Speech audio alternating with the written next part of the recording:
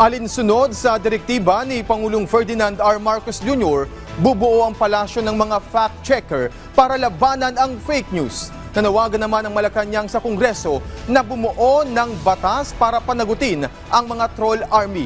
Narito ang report.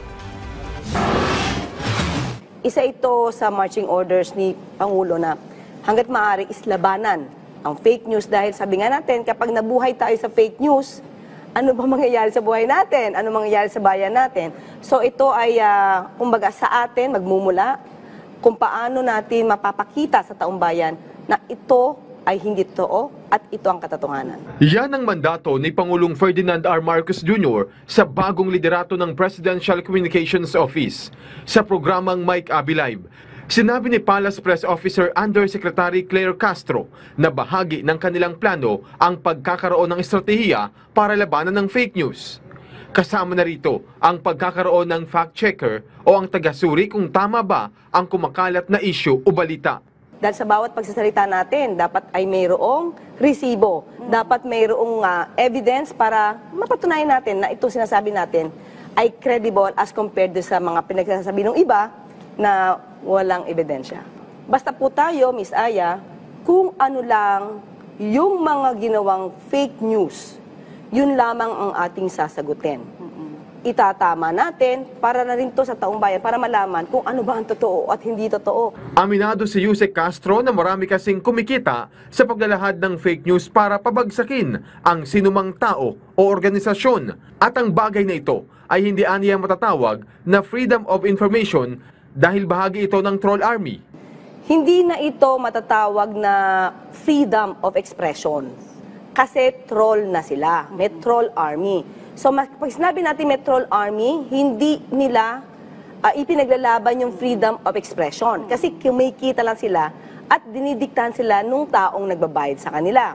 So ito ay nagiging sindikato ang dating para makapagpabagsak ng isang tao o ng isang organisasyon, babayaran para masira. Hindi ito freedom of expression. So yun ang pinakamatindi nating kalaban ngayon, dapat yaan ay mapuksa. Bagamat may batas ng cyber libel, pero wala pa aniyang batas na maaring magparusa sa mapatutunayang parte ng troll army. Kaya ang panawagan niya sa Kongreso. Sa susunod ng Kongreso, yes. Sana po, ito, panawagan na, di ba? Yes. Na magkaroon kayo ng batas patungkol sa troll army. Kasi hindi na po yun for freedom of expression. Kasi yun yung lagi sinasabi, na paano naman yung freedom of expression namin? Correct. Teka lang. Kung troll army kayo, hindi nyo na-exercise yan. Kasi bayaran kayo. Sa usapin naman ng mga naging banat ni dating Pangulong Rodrigo Duterte sa administrasyon, kabilang na ang tungkol sa di umano'y diktadurya. Lawyer ako, lawyer din naman si dating Pangulong Duterte. Sa bawat sanang salita na bibitawan niya, dapat meron siyang pang-backup. May ebidensya siya. Ano ang mga nakita niyo na ebidensya na ganyan ang mangyayari? Okay? Lahat naman tayo hanggat maaari ay ayaw natin ng martial law na mapang-abuso. Yes. Okay? Basta mapang-abuso ng martial law. Now, meron ba siyang nakikita? Meron ba tayong nakikita as of now na magiging diktador ang Pangulo natin? As compared sa nakita natin nung 6 na taon na siya ang nakaupo. Maraming signs, Miss Aya, na pag-aralan na ito. Although sabi na natin, kayo ang mag-decide.